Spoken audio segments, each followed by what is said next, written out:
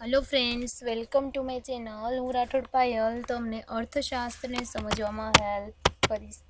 કહેવાય છે કે पिता के द्वारा डांटा गया पुत्र, गुरु के द्वारा डांटा गया शिष्य और सुनार के द्वारा पीटा गया सोना, ये सब आभूषण ही बनते हैं।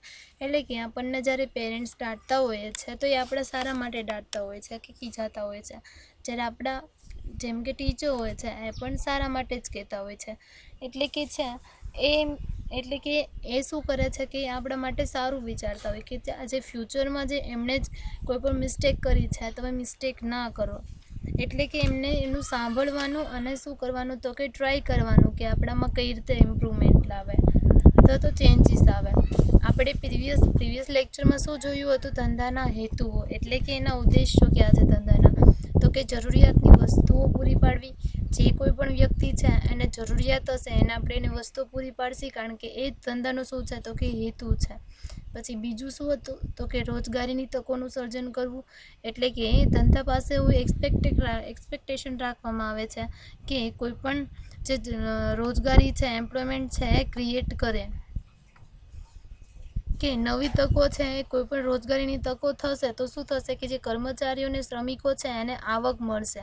કે રોજગારીની તકો પૂરી પાડવાથી કોઈ પણ ધંધાકીય સાહસમાં માનવતાયુક્ત સંબંધ કેળવાય રહે તેની પણ અપેક્ષા કરવામાં આવે છે। કારણ કે જો બંનેના સંબંધો સારા હશે તો શું થશે કે જે સારી એવી કાર્યક્ષમતા અને ઉત્પાદકતા માટે પ્રોત્સાહન મળશે। એટલે કે વર્ક કરવાની કાર્યક્ષમતા વધશે અને ઉત્પાદકતા વધશે।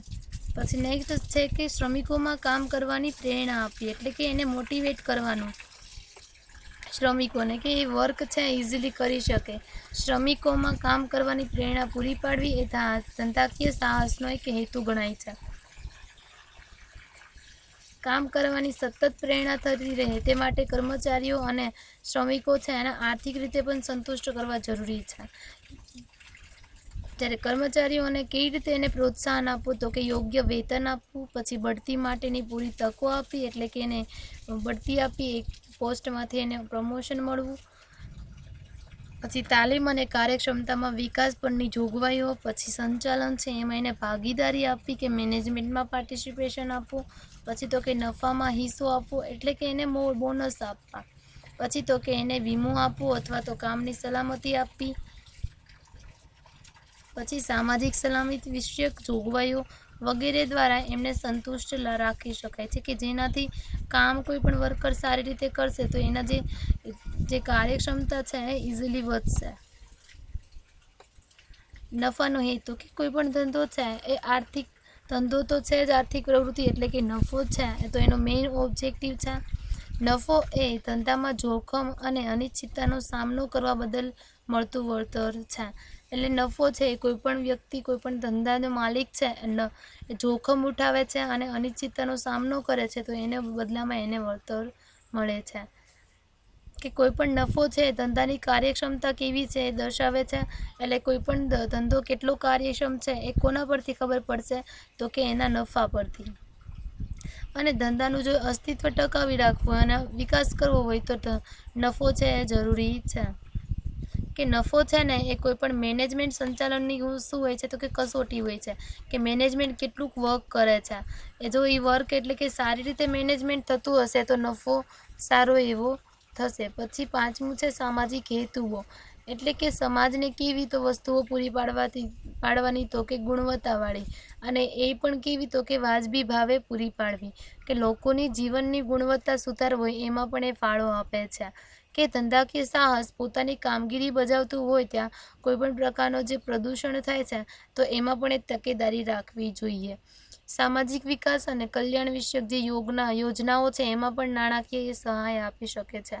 કે કર્મચારીઓ અને શ્રમિકોને યોગ્ય વેતન મળવું જોઈએ, બોનસ, પછી એને તબીબી સેવા એટલે કે મેડિકેમ મળવું જોઈએ, પછી રહેણાંકના મકાનો પછી એટલે કે મકાન મળવું જોશે, પછી શિક્ષણ વગેરેની સુવિધાઓ પૂરી પાડવી। સ્થાનિક રાજ્ય અને જે કેન્દ્રનો જે ટેક્સ છે, કરવેરો છે તે ભરવા માટે એ ભરશે વ્યવસ્થિત તો શું થશે કે જે સમાજમાં છે ધંધાકીય સાહસ છે એની પ્રામાણિકતા અને સારી પેઢી તરીકેની શું આપશે તો એને છાપ ઊભી થશે। આધુનિક ખ્યાલ પ્રમાણે ધંધો છે એનો નફા ઉપરાંત એટલે કે સામાજિક આર્થિક હેતુઓ ધરાવે છે કે ધંધાનો અસ્તિત્વ અને વિકાસ આધાર બધા જ હેતુઓ કેવી રીતે આપણે અને કેટલા અંશે પૂરા થઈ શકે તેના પર રહેલો છે કે કોઈ રિલાયન્સ છે, પછી બિરલા, ટાટા, એ બધી કંપની છે એ શું કરે છે કે પ્રોડક્ટ એટલે કે એનું ઉત્પાદન એટલે કે નફો મેળવવાની સાથે સાથે શું કરે છે તો કે એને કોઈ પણ પ્રોવાઈડ શું કરે છે સામાજિક અને સામાજિક રીતે પણ એ ઉપયોગી થાય છે. પછી આધુનિક ધંધાના લક્ષણો આજે જોઈશું.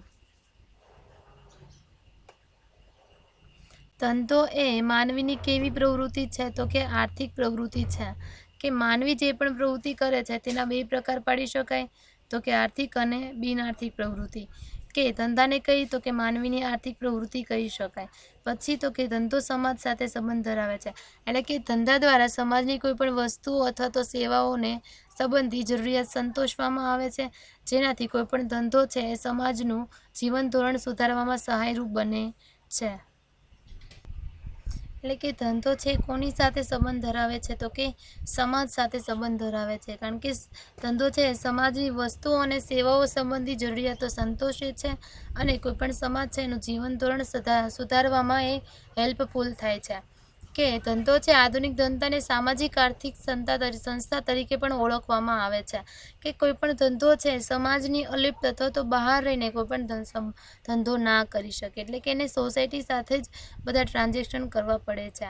ત્રીજું છે તો કે ધંધામાં જોખમનું તત્વ હોય છે કે દરેક ધંધામાં જોખમનું તત્વ હોય છે કે જેના લીધે શું થાય છે તો કે અનિશ્ચિતતા સર્જાય છે, કારણ કે જોખમ હશે તો કોઈ નિશ્ચિત કોઈ પણ વસ્તુ થશે નહીં એટલે કે અનિશ્ચિતતા સર્જાતી હોય છે. આધુનિક ધંધામાં જોખમ અને અનિશ્ચિતતાનું પ્રમાણ વધારે જોવા મળે છે એટલે કે નફારૂપી કમાણી કરવાના હેતુથી વ્યક્તિ ધંધામાં જોખમ અને અનિશ્ચિતતાનો વહોરવા તૈયાર થઈ જાય છે. કે આધુનિક ધંધામાં અનિશ્ચિતતાનું પ્રમાણ કેમ વધારે જોવા મળે છે, કારણ કે અત્યારમાં જે હરીફાઈ એટલી છે કે એક પ્રોડક્ટ છે તો એના વેચનારા કેટલાય છે, તો એના લીધે તો શું થાય છે કે હરીફાઈ છે એ બહુ થાય છે. તો કોઈ પણ બિઝનેસ છે એની પ્રોડક્ટ એને ક્વોલિટીવાળી સારી એવી બનાવવી પડશે અને કસ્ટમરને પણ વાજબી ભાવે આપવી પડશે, એટલે કે આધુનિક ધંધામાં કોમ્પિટિશનના લીધે જોખમ બહુ વધી જાય છે. તોય પણ જે નફાના હેતુથી કોઈ પણ વ્યક્તિ છે નફો કમાવાના હેતુથી એ જોખમ અને અનિશ્ચિતતા વહોરતા હોય છે. ધંધામાં પરસ્પરનું હિત સમાયેલું. પરસ્પર એટલે કે ખરીદનાર અને વેચનાર બંનેનું હિત સમાયેલું છે કે ખરીદનારનું શું હોય હિત છે કે સારામાં સારી વસ્તુ સારામાં સારી પ્રાઇઝે એને મળે એટલે કે ધંધો કરનારને ધંધામાંથી નફારૂપી કમાણી થાય અને ગ્રાહકોને ધંધા દ્વારા પોતાની જરૂરિયાતો સંતોષવા માટે વસ્તુઓ અને સેવાઓ મળે છે. આ રીતે ધંધામાં વેચનારા તેમજ ગ્રાહકો એમ બંનેનું પરસ્પર હિત સમાયેલું હોય છે એટલે કે આમાં બંનેનું હિત સમાયેલું હોય છે. કે પાંચમો છે વસ્તુ કે સેવાનું નિરંતર ઉત્પાદન તેમજ વિનિમય એટલે કે ધંધામાં છે વસ્તુ અને સેવાનું નિરંતર ઉત્પાદન થાય છે, એવું નથી થતું કે બંધ થઈ જાય છે, પણ જે વસ્તુનો વિનિમય એટલે કે જે વસ્તુની લેવડ દેવડ પણ હંમેશા થયા જ કરતી હોય છે. એ જ રીતે કે ધંધો એક કેવી છે નિરંતર આર્થિક પ્રવૃત્તિ એટલે કે જે નફાના હેતુથી કરવામાં આવે ને આર્થિક પ્રવૃત્તિ કહેવાય, જે સતત ચાલતી એવી આર્થિક પ્રવૃત્તિ છે. ધંધો એ વસ્તુમાં તુષ્ટિગુણનું સર્જન કરે છે એટલે કે કોઈ પણ વસ્તુ છે અથવા તો સેવા છે એમાં તુષ્ટિગુણનું સર્જન કરવું અને તુષ્ટિગુણ ઉમેરો એટલે ધંધો. એટલે કે જો કોઈ પણ વસ્તુ એવી પ્રોડક્ટ બનાવશે કે જેમાં એક્સપેન્સીસ આવી જશે અને એનો પ્રોફિટ આવી જશે અને શું કરશે કે સારી ક્વોલિટીવાળી હશે અને જે વસ્તુ છે એનું રૂપ હશે, રંગ, આકાર, સ્થળ વગેરે બદલીને વસ્તુમાં એ તુષ્ટિગુણ સર્જી શકાય છે. એટલે કે કોઈ પણ કસ્ટમર કોઈ પણ ગ્રાહક છે એ વસ્તુ ખરીદશે તો એને સંતોષ થાય તેવી એ બનાવે છે. વસ્તુની માલિકી બદલીને પણ તુષ્ટિગુણ ઉમેરી શકાય છે. આમ ધંધા દ્વારા વસ્તુમાં તુષ્ટિગુણનું સર્જી શકાય છે અથવા તો ઉમેરી શકાય છે. ધંધો એ માંગનું સર્જન કરે છે, કારણ કે જે ઇનોવેશન જે નવા સુધારા વધારા આવે છે તો એના દ્વારા શું થાય છે કે માંગનું સર્જન થાય છે. એટલે કે બ્લેક એન્ડ વ્હાઇટ ટીવીના બદલે કલર ટીવી એટલે કલર ટીવીનું શું હશે તો કે એડવર્ટાઇઝમેન્ટ થઈ હશે, એની જાહેરાતો આપી હશે, ગુણવત્તા કેટલી છે, એની ઉપયોગિતા કેવી છે, આ બધાની જાણકારીના લીધે શું થયું હતું કે બ્લેક એન્ડ વ્હાઇટ ટીવી છે એના લીધે આ બધા પરચેસ કરવા લાગ્યા. પછી લેન્ડલાઇન ફોનના લીધે બદલે મોબાઈલ ફોન એટલે મોબાઈલ ફોનના ફીચર એટલા બધા છે એના લીધે લેન્ડલાઇન ફોન એનો યુઝ નથી કરતા. શરૂઆતમાં વસ્તુ સંબંધી જાણકારીના અભાવે તેની માંગ હોતી નથી, એટલે માંગ જ નથી હોતી, કારણ કે જે લોકો છે એને ખબર જ નથી હોતી એના રીતે, અથવા તો હોય છે તો પણ બહુ ઓછી હોય છે. આથી વસ્તુની કિંમત છે, એની ગુણવત્તા, ઉપયોગિતા વગેરે બાબતમાં શું કરવામાં આવે છે તો કે એડવર્ટાઇઝમેન્ટ એટલે કે જાહેરાત આપે છે અને પ્રચાર કરવામાં આવે છે, કે પરિણામે સમય જતાં માંગમાં સારો એવો સુધારો થાય છે. આથી કે આધુનિક ધંધો છે એ કેવું છે તો કે માંગનું સર્જન કરે છે. ધંધો એક પદ્ધતિ છે, એટલે કે ધંધામાં બધી જ પ્રવૃત્તિઓ છે ધંધાકીય પર્યાવરણથી પ્રભાવિત થતી હોય છે. તેથી ધંધાને એક પદ્ધતિ તરીકે એક તંત્ર, બધા ઉત્પાદનના સાધનો એટલે કે મજૂર, મૂડી અને જમીન છે અને નિયોજન શું કરશે કે જે બધા સાધનો છે એને વ્યવસ્થિત રીતે યુઝ કરશે અથવા તો પ્લાનિંગ કરશે. સંગઠનો, સંસ્થાઓ અને પર્યાવરણનું ઇષ્ટતમ સંયોજન, સારામાં સારું એવું બધુંનું સંયોજન કરવું ખૂબ જ જરૂરી છે, ત્યારે કોઈ પણ ધંધો ચાલે છે. આધુનિક ધંધાનું કાર્યક્ષેત્ર ઘણું વ્યાપક છે, કારણ કે તેમાં વસ્તુઓના ઉત્પાદનથી માંડીને વિતરણ સુધીની અનેક વાણિજ્યિક અને નાણાકીય પદ્ધતિઓ સામેલ થતી જોવા મળે છે, જેવી કે વ્યાપાર એટલે કે વ્યાપાર કરે તે, પછી પરિવહન એટલે ટ્રાન્સપોર્ટેશન, પછી સંચાર એટલે કે કમ્યુનિકેશન, પછી બેન્કિંગ, પછી વીમામાં કોઈ પણ LIC, એ બધા ગોડાઉનમાં એનો સ્ટોક રાખી શકે છે, એક એડવર્ટાઇઝમેન્ટ કરે તે, પેકિંગ વગેરે. એ ઉપરાંત હવે રિસર્ચ અને ડેવલપમેન્ટ એટલે કે કોમ્પિટિશન એટલું છે તો આપણે રિસર્ચ કરવું પડે છે કે કઈ પ્રોડક્ટ છે એ વધારે ડિમાન્ડમાં છે, એટલે કે એ જેવી ડિમાન્ડ હશે એના લીધે આપણે શું કરશું, એવી પ્રોડક્ટ બનાવીશું, એટલે કે રિસર્ચ કરશું અને પછી આપણે ડેવલપમેન્ટ આપણે બિઝનેસમાં કરશું, અને કમ્પ્યુટર સેવા વગેરેનો સમાવેશ થઈ શકે. આ રીતે આધુનિક ધંધો છે બહુ જ વ્યાપક થઈ ગયો છે. આધુનિક ધંધો મૂડી અને જ્ઞાન પ્રદાન થયો છે, એટલે કે આધુનિક ધંધામાં મોટા પ્રમાણમાં મૂડીની જરૂર પડે છે, કારણ કે જે અત્યારની જે ટેકનોલોજીથી જે ચાલતા આધુનિક ધંધા છે હવે જ્ઞાન પ્રદાન કે જ્ઞાન આધારિત થઈ ગયેલા છે. એટલે કે અત્યારે કોમ્પિટિશન જ એટલું છે કે એક વેકેન્સી હોય છે તો ત્યાં 10+ વધારે કેન્ડિડેટ એપ્લાય કરેલું હોય છે, તો કે એ કોઈ બિઝનેસમેન એવા જ લેશે કે જે વધારે નોલેજફુલ હશે કોઈ પણ વ્યક્તિ. તેથી આધુનિક ધંધાના સંચાલન માટે ઉચ્ચ પ્રકારનું જ્ઞાન અને કૌશલ્ય ધરાવતા શ્રમિકની જરૂર પડે છે. પછી 11મો શું છે કે નફો અને અન્ય સામાજિક હેતુઓ, એટલે કે આધુનિક ધંધો છે નફાના હેતુ ઉપરાંત અન્ય સામાજિક હેતુઓ પણ ધરાવે છે, કે ધંધામાં જે મૂડીરોકાણ કરવામાં આવ્યું છે તેનો વાજબી નફો મળે એ પણ જરૂરી છે, કારણ કે કોઈ પણ ધંધો અથવા તો બિઝનેસમેન છે એવું એનું કેપિટલ એની રોકે છે, મૂડી રોકે છે, તો એના બદલામાં એને નફો તો મળવો જોઈએ ને.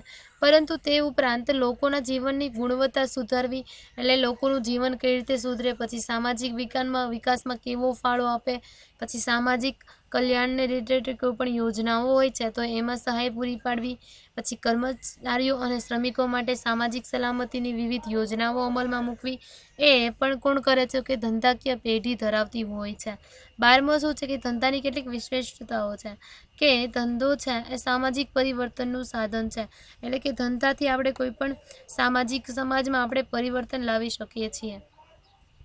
પછી જ્ઞાન એ ધંધાનું વિશિષ્ટ સાધન છે. Knowledge is the distinct resource of business, એટલે કે કોઈ પણ ધંધો છે એનું જે નોલેજવાળું એટલે કે જ્ઞાન આધારિત એક વિશિષ્ટ સાધન છે. જ્ઞાન વગર છે કોઈ પણ એટલે કે નોલેજ વગર આપણે ધંધો અત્યારે આ કોમ્પિટિશનમાં કરી શકીએ નહીં. એટલે કે માર્કેટિંગ અને ઇનોવેશન, એટલે કે માર્કેટિંગ કોઈ પણ આપણને જો આપણે પ્રોડક્ટ આપણે પ્રિપેર હશે પરંતુ એને આપણે માર્કેટિંગ એટલે કે વેચતા જ નહીં આવડતું હશે તો એ કંઈ કામનું નહીં, એટલે કે માર્કેટિંગ પણ ઇમ્પોર્ટન્ટ છે, અને માર્કેટિંગ સાથે સાથે જે ઇનોવેશન નવા થાય છે તો એ પણ જરૂરી છે આધુનિક ધંધામાં. આધુનિક ધંધામાં ગ્રાહક એ રાજા ગણાય છે, એટલે કે ગ્રાહક કેન્દ્રિત છે. પછી ધંધામાં હવે નફાનું નહીં પરંતુ મહત્તમીકરણનું અગત્યનું ગણાય છે. કોઈ પણ ધંધો છે એમાં નેતૃત્વ આવશ્યક છે, માત્ર ક્ષમતા નહીં. આપણામાં કેપેસિટી હશે, એટલે કે leadership is not competence alone, it's essential in business, એટલે કે કોઈ પણ ધંધામાં છે એ ક્ષમતા કે આપણામાં કેપેસિટી છે પણ આપણે જ્યાં સુધી વ્યક્ત નહીં કરી શકીશું, પ્રેઝન્ટ નહીં કરી શકીશું ત્યાં સુધી એ કેપેસિટી કંઈ કામની નહીં. એટલે કે આપણને લીડરશિપ કરતાં આવડવી જોશે, આપણી પ્રોડક્ટ છે એને વેચતા આવડવી જોશે, તો જ આપણી જે પ્રોડક્ટ છે કે આપણી પ્રોડક્ટમાં ક્વોલિટી સારી છે, બધી વસ્તુ ઓકે છે, લીડરશિપ મેન જોશે. ધંધો એ સમાજના ટ્રસ્ટી છે, એટલે કે સમાજના સાધનો છે એનું ટ્રસ્ટી છે, કે એ શું કરે છે કે બધા જે સાધનો હોય છે સોસાયટીમાંથી લે છે, એટલે કે એની જવાબદારી હોય છે. આધુનિક ધંધો બહુલવાદી સંસ્થા છે, એટલે કે પ્લુરાલિસ્ટિક ઇન્સ્ટિટ્યુશન છે, એટલે કે બધી જગ્યાએ યુઝ થાય, એટલે બધી જગ્યાએ એટલે કે બધા ફેક્ટર એને યુઝ થાય છે. કે ધંધાના વિકાસમાં જેમ નફો અને સામાજિક આર્થિક હેતુઓ મહત્ત્વના પ્રદાન કરે છે ને, તેવી જ રીતે પર્યાવરણ પણ ઇમ્પોર્ટન્ટ છે. કે ધંધાકીય પેઢી જે પર્યાવરણમાં અસ્તિત્વ ધરાવતી હોય તેનાથી અલિપ્ત રહીને પોતાનો ધંધો ના કરી શકે, એટલે કે એને એન્વાયરમેન્ટ સાથે શું કરવું પડશે, તો કે એની સાથે કોઈ પણ બદલાતા જતા પર્યાવરણ સાથે એને પણ શું કરવું પડશે, અનુકૂળતા સાધવવી પડશે, એને પણ ચેન્જીસ લાવવા પડશે. હવે છે પર્યાવરણનો અર્થ. આપણે પહેલાંથી જ શીખીએ છીએ કે પર્યાવરણ એટલે શું થશે, તો કે પરી પ્લસ આવરણ, એટલે કે ચારેય બાજુનું વાતાવરણ હતા તો આવરણ એટલે પર્યાવરણ. ચારેય બાજુના વાતાવરણમાં એટલે કે પર્યાવરણમાં માનવીના જીવનને અસર કરતા, એટલે કે માનવીના જીવનને જે અસર કરે છે તેવા પરિબળો કરતા, તેવા કયા કયા પરિબળો છે, તો કે કુદરતી છે, પછી સામાજિક છે, સાંસ્કૃતિક છે, આર્થિક અને રાજકીય પરિબળોનો સમાવેશ થાય છે.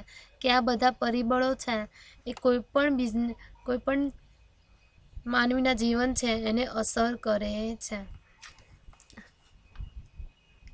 કુદરતીમાં આપણે કીધેલું શું હતું, તો કે બે પ્રકારના કુદરતી હોય છે, કુદરતી સંસાધનો અને માનવ સંસાધનો, એટલે કે કુદરતી સંસાધનો જે કુદરત દ્વારા આપણને મળતા હોય તે. પછી સામાજિક, એટલે કે સોસાયટીમાં કંઈ પણ ચેન્જીસ આવશે અથવા તો કોઈ પણ એડવર્સ હશે કોઈ પણ સિચ્યુએશન, તો એની અસર થશે, એટલે કે કોઈ પણ માનવીના જીવનને અસર થશે. પછી સાંસ્કૃતિક, એટલે કે જે સંસ્કૃતિ છે આપણી, એના એકોર્ડિંગ જે નવા નવા જે તહેવારો ઉજવાય છે તો એનો પણ ચેન્જીસ, એટલે કે એની પણ અસર કોઈ પણ માનવીના જીવન પર થાય છે. અને આર્થિક તો થાય જ છે કે મની રિલેટેડ, અને પોલિટિક્સ ચેન્જ થાય છે, એટલે કે રાજકીય ફેક્ટર પણ અસર કરે છે. ધંધાકીય પર્યાવરણની વ્યાખ્યા આપેલી છે. રિનેક અને શોએલ શું કહે છે કે ધંધાના પર્યાવરણમાં એ બધા જ બાહ્ય ઘટકોનો સમાવેશ થાય છે કે જે એમનો ધંધાએ સામનો કરવો પડે છે. એટલે કે કોઈ પણ ધંધાકીય પર્યાવરણમાં છે કોઈ પણ બધા જ જે બાહ્ય ઘટકો, એટલે કે જે ધંધાના અંદરના ના હોય પણ ધંધાની બહારના જે ઘટકો છે એનો સમાવેશ થાય છે, કે જેમને કોઈ પણ ધંધાએ છે એને સામનો તો કરવો જ પડે છે, અને જેમના દ્વારા ધંધો છે પ્રત્યક્ષ કે પરોક્ષ રીતે પ્રભાવિત થતો હોય છે.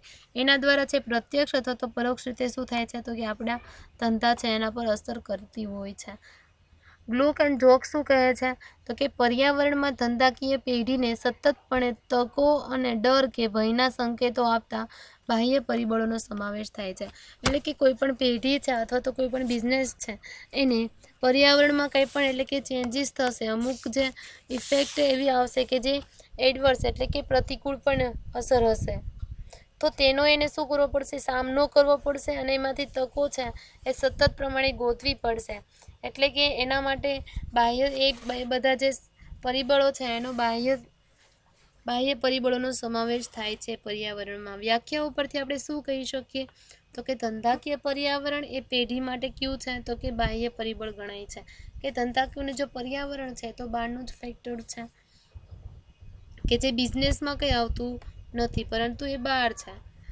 ધંધાકીય પર્યાવરણમાં ધંધાને પ્રત્યક્ષ કે પરોક્ષ રીતે અચૂકપણે પ્રભાવિત કરે છે. એટલે કે ધંધાકીય પર્યાવરણ છે એ ડિરેક્ટલી અથવા તો ઇનડિરેક્ટલી કોઈ પણ બિઝનેસ છે એને અસર કરે છે. ધંધાને અનિવાર્યપણે ધંધાકીય પર્યાવરણનો સામનો કરવો પડે છે. ધંધાને કમ્પલસરી છે, એટલે કે કોઈ પણ ધંધાકીય પર્યાવરણ છે એમાં બદલાવ આવશે તો શું થશે કે એનો સામનો એને કરવો જ પડે છે. ધંધાકીય પર્યાવરણ સમગ્રલક્ષી ખ્યાલનું સ્પષ્ટીકરણ, એટલે કે સમગ્રલક્ષી ખ્યાલ છે ધંધાકીય પર્યાવરણ, એટલે કે ધંધાકીય પર્યાવરણ છે એમાં કોઈ પણ સમગ્રલક્ષી કઈ રીતે છે, કારણ કે જેમાં બધા જ ફેક્ટર છે, બધા જ ક્ષેત્ર છે એ શું કરે છે, અફેક્ટ કરતા હોય છે. એટલે કે ધંધાકીય પર્યાવરણ એટલે ધંધાકીય સાહસને અસર કરતું ચારેય બાજુનું વાતાવરણ. ધંધાકીય પર્યાવરણ એટલે શું થશે, તો કોઈ પણ બિઝનેસ છે એને અસર કરતું કયું, તો કે ચારે બાજુનું વાતાવરણ, આજુબાજુનું વાતાવરણ. ધંધાકીય સાહસે આ ચારે બાજુના વાતાવરણ એટલે કે પર્યાવરણને અનિવાર્યપણે ધ્યાનમાં રાખવું પડે છે. એટલે કે જે પર્યાવરણ છે એને ધ્યાનમાં રાખીને કોઈ પણ ધંધાકીય સાહસે કામ કરવું પડે છે. ધંધાકીય પર્યાવરણનો ખ્યાલ કેવો છે? તો કે સમગ્રલક્ષી છે, કારણ કે તે સમગ્ર અર્થતંત્રને પ્રભાવિત કરે છે.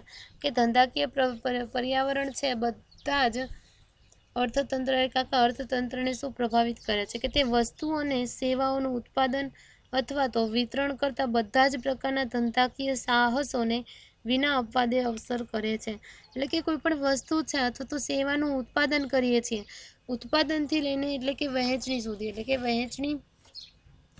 એટલે કે ઉત્પાદન કરવું હશે તો પણ આપણે કોઈ પણ લેબર છે કોના થ્રુ આવશે? તો કે સોસાયટી એટલે કે પર્યાવરણમાં. જો એવી સિચ્યુએશન હશે કંઈ તો શું થશે? કે લેબર પણ મળવા મુશ્કેલ આવશે. કોઈ પણ મશીનરી પણ આપણે સોસાયટીમાંથી જ પરચેસ કરીશું. રો મટીરિયલ છે એટલે કે કાચો માલ પણ ત્યાંથી જ, જો એની કોઈ પણ ગવર્મેન્ટે રિસ્ટ્રિક્શન હશે તો એ વસ્તુ પણ ત્યારે નહીં મળશે. એટલે કે જે ઉત્પાદન અથવા તો વિતરણ કરતા બધા જ પ્રકારના વિતરણ છે એ કોના દ્વારા? ટ્રાન્સપોર્ટેશન પણ એના દ્વારા થાય છે. અત્યારે ઓનલાઈન પ્લેટફોર્મ છે તો પણ કોઈ પણ ડિલિવરી પણ કોઈ પણ બીજા કોઈ પણ પર્યાવરણ એટલે ટ્રાન્સપોર્ટેશન પણ બીજા કોઈ વાહનમાં થાય છે. તો કે અત્યારમાં જે ઉત્પાદન અથવા તો વિતરણ કરતા બધા જ ધંધાકીય સાહસોને વિના અપવાદે અસર થાય છે. ધંધાકીય પર્યાવરણના પ્રભાવથી કોઈ ધંધો બાકાત રહી શકતો નથી. એટલે કે ધંધાકીય પર્યાવરણ છે એ બધા જ ધંધાને અસર કરતા હોય છે. આ દ્રષ્ટિએ જોતા ધંધાકીય પર્યાવરણનો ખ્યાલ કેવો છે? સમગ્રલક્ષી કહી શકાય. ધંધાકીય સાહસનું સ્વરૂપ ગમે તે પ્રકારનું હોય, એટલે કે નાના કદનું હોય કે મોટા કદનું હોય, જાહેર હોય, ખાનગી હોય, સંયુક્ત હોય કે સહકારી હોય ક્ષેત્રે કામગીરી બજાવતું હોય, ખાનગી હોય, ભાગીદારી હોય કે સંયુક્ત મૂડી કંપની હોય છે. જોઈન્ટ સ્ટોક કંપની એટલે થશે કે જે શેર હોલ્ડરો હોય છે એ છે એના શેર ગમે ત્યારે પરચેસ કરી શકે છે અને વેચી પણ શકે છે. એટલે કે એમાં કોઈ પ્રોફિટ છે નક્કી હોતો નથી.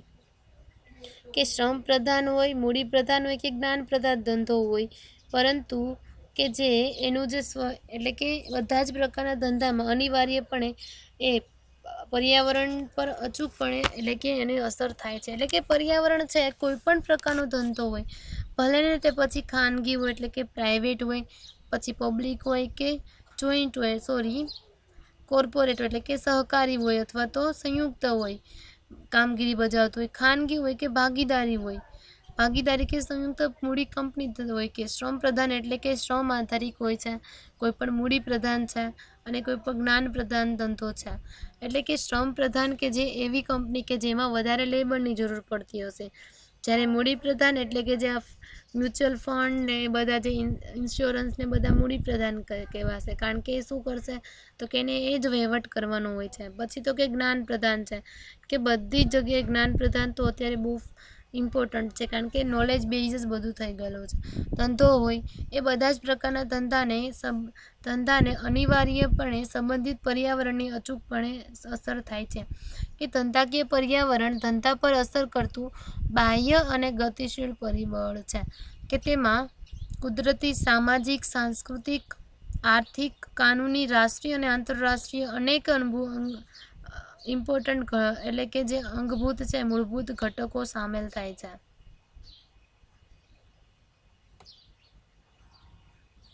કે ધંધાકીય પર્યાવરણના લક્ષણો કયા છે? તો કે પહેલું છે કે આપેલી પરિસ્થિતિ, એટલે કે જે કોઈ પણ ધંધાકીય પર્યાવરણ છે એમાં પરિસ્થિતિ હોય છે એ બદલતી નથી. કોઈ પણ બિઝનેસ છે એને એના જે કોઈ પણ ડિસિઝન છે એ બદલવા પડે છે. એટલે કે ધંધાકીય પર્યાવરણ એ તો કોઈ પણ ધંધા માટે એક આપેલી પરિસ્થિતિ છે. એટલે કે ધંધાકીય પર્યાવરણ છે એ શું છે? કે કોઈ પણ ધંધા માટે એક પરિસ્થિતિ આપે છે.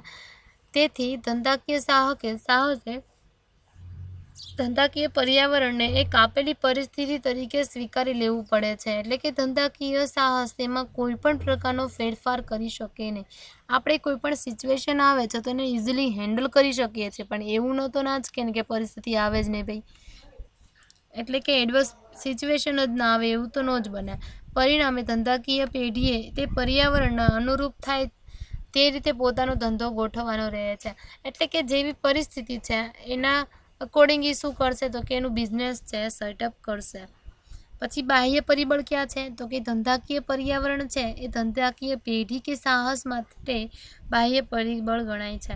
એટલે કે તો આંતરિક પરિબળો ક્યાં છે તો કે વસ્તુનું સ્વરૂપ, એટલે કે વસ્તુનું છે ફોર્મેટ કેવું છે, પછી ઉત્પાદન છે એ કેટલું કરશું, એટલે કે ઉત્પાદનનું પ્રમાણ કેટલું, ઉત્પાદન છે એ પણ એટલે કે કેટલું આપણે ઉત્પાદન કરવું એ પણ ઇમ્પોર્ટન્ટ છે. જો આપણે ઉત્પાદન વધારે કરી નાખીશું અને આપણી જે માંગ છે એ ઓછી હશે તો શું થશે તો કે સ્ટોક વધશે, જ્યારે માંગ વધુ હશે અને ઉત્પાદન ઓછું હશે તો અછત થશે.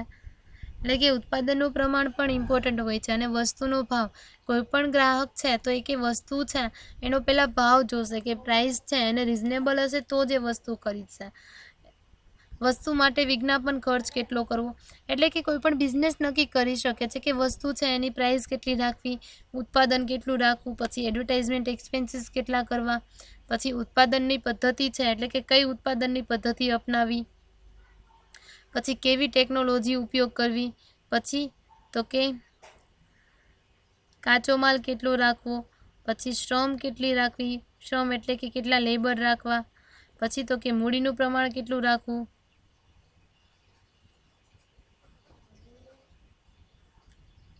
મૂડીનું પ્રમાણ કેટલું રાખવું, પછી તો કે વેચાણ વ્યવસ્થા વગેરે પરિબળો ધંધા માટે આંતરિક પરિબળો ગણાય છે કે જે કોઈપણ બિઝનેસના કંટ્રોલમાં હોય છે અને શું કહેવાય છે આંતરિક પરિબળો. આ આંતરિક પરિબળો પર પેઢીનો કાબુ હોય છે, એટલે કે તે ધારે ત્યારે તેમાં ફેરફાર કરી શકે છે. એટલે કે જે ઉત્પાદન પદ્ધતિ છે, ફોર એન એક્ઝામ્પલ ઉત્પાદન જે કરવાની પદ્ધતિ છે એમાં એ બદલાવ કરી શકે છે.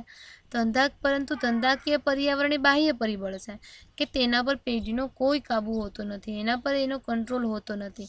તેથી ધંધાકીય પર્યાવરણને પેઢી બદલી શકે નહીં. ધંધાકીય પર્યાવરણને પેઢી બદલી શકે નહીં, એટલે કે કોઈ પણ પેઢી છે એને ધંધાકીય પર્યાવરણનો સામનો કરવો પડે છે, એટલે કે એમાં કોઈ બદલાવ લાવી શકે નહીં.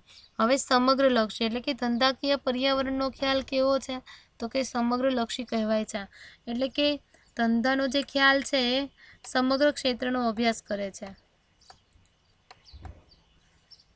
કારણ કે તે સમગ્ર અર્થતંત્ર પર પ્રભાવ પાડે છે. કારણ કે બધા જ ધંધાકીય પર્યાવરણ છે બધા જ ક્ષેત્રના જે છે એના પર ક્ષેત્રો છે અર્થતંત્ર છે એના પર પ્રભાવ પાડે છે. તેની સારી કે માઠી અસરમાંથી કોઈ ધંધાકીય પ્રવૃત્તિ બચી ના શકે. એટલે કે જો એની સારી ઇફેક્ટ હશે તો આપણને પ્રોફિટ થશે, એટલે કે અને જો એની માઠી અસર એટલે કે જો એડવર્સ ઇફેક્ટ હશે તો શું થશે કે આપણને લોસ થશે. ધંધાકીય પર્યાવરણની સારી અસર ધંધાને વિકસાવવામાં પ્રોત્સાહનરૂપ બને છે, એટલે કે એનું ડેવલપમેન્ટ થઈ શકે છે.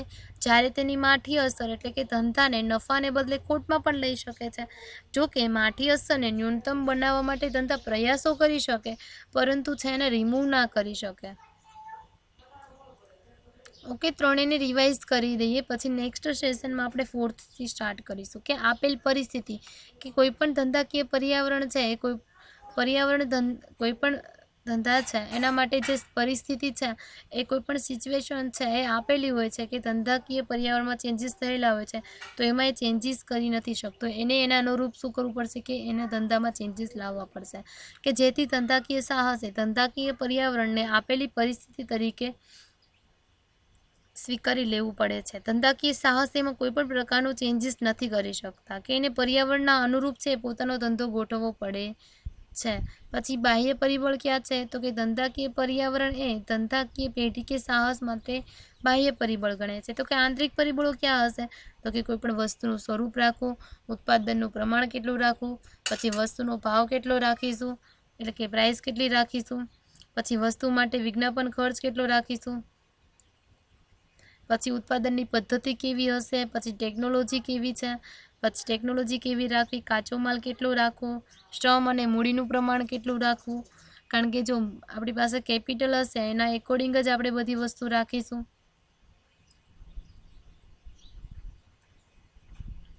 આ રીતે આંતરિક પરિબળો છે એ કોઈ પણ કંપની અથવા તો પેઢી છે એ કાબૂમાં લાવી શકે અને તે ધારે તે રીતે અને ગમે ત્યારે ધારે ત્યારે તેમાં ફેરફાર લાવી શકે છે. પરંતુ ધંધાકીય પર્યાવરણ એ બાહ્ય પરિબળ છે.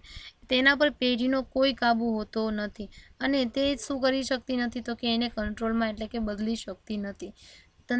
સમગ્રલક્ષી ધંધાકીય પર્યાવરણનો ખ્યાલ કેવો છે? સમગ્રલક્ષી કહેવાય કારણ કે તે સમગ્ર અર્થતંત્ર પર પોતાનો પ્રભાવ પાડે છે. તેની સારી કે માઠી અસરમાંથી કોઈ પણ ધંધાકીય પ્રવૃત્તિ બચી ના શકે. એટલે કે જો એની સારી પરિસ્થિતિ હશે તો કોઈ પણ ધંધો છે એને શું થશે કે સારી એટલે કે બેનિફિટ મળશે. જ્યારે એની એડવર્સ ઇફેક્ટ શું થશે તો કે એને નુકસાન થશે. કે ધંધાકીય પર્યાવરણની સારી અસર ધંધાને વિકાસવામાં એટલે કે વિકસાવવામાં પ્રોત્સાહનરૂપ બને છે. જ્યારે એની માઠી અસર છે એ ધંધાને નફાને બદલે ખોટમાં પણ લઈ જઈ શકે છે. જો કે આ માઠી અસરને ન્યૂનતમ બનાવવા માટે ધંધો પ્રયાસ કરી શકે છે. I hope all of you understand. જો એની ક્વેશ્ચન હોય તો કમેન્ટ સેશનમાં કહેજો. Okay, bye and take care.